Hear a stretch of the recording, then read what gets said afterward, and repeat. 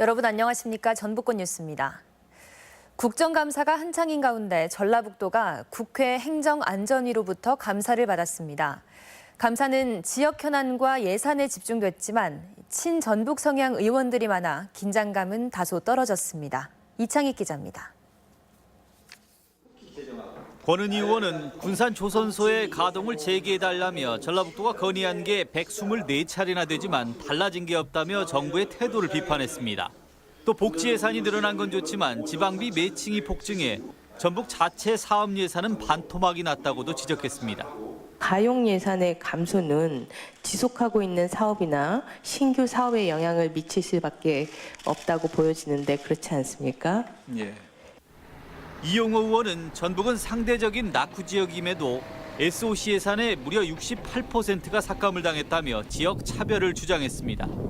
적어도 전라북도에 대해서는 차별적으로 우대를 해줘야 된다. 저는 그렇게 이 자리에서 지적을 합니다.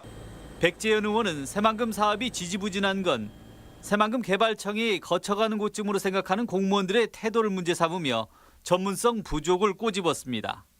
거기에 열정을 갖고 있는 직원들이 거의 없어요, 보니까.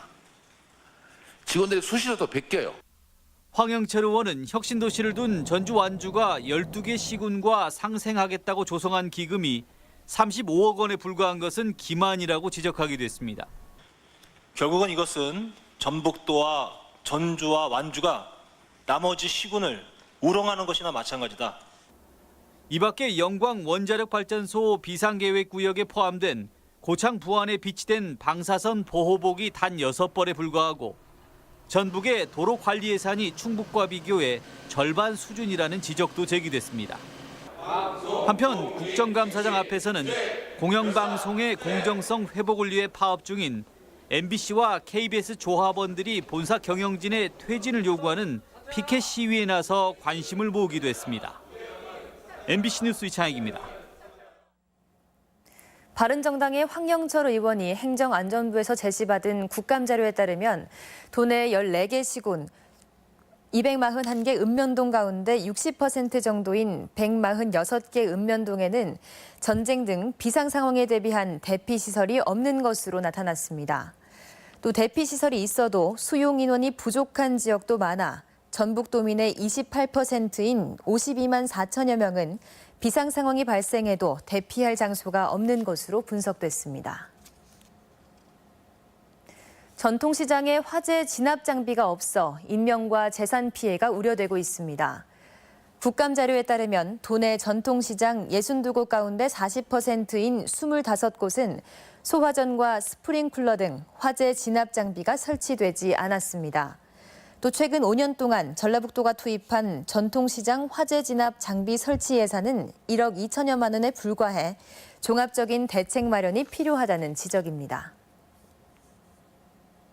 도내 공무원 가운데 여성 고위직은 정부 목표치의 절반 수준에 그치는 것으로 나타났습니다. 전북도청에 대한 국정감사에서 더불어민주당의 소병훈 의원은 도내 일반직 4급 이상 공무원 159명 가운데 여성은 11명으로 비율이 6.9%에 불과하다고 말했습니다. 이는 인사혁신처가 제시한 목표치 13.5%의 절반 수준으로 소 의원은 여성뿐 아니라 사회적 약자가 공평한 기회를 얻어야 한다고 주장했습니다. 전북경찰이 긴급 체포를 남발하고 있다는 지적이 나왔습니다. 더불어민주당 소병훈 의원은 국감 자료에서 전북경찰은 지난해 225건의 긴급 체포를 집행했는데 이 가운데 절반인 113건만이 구속영장이 발부됐다고 밝혔습니다.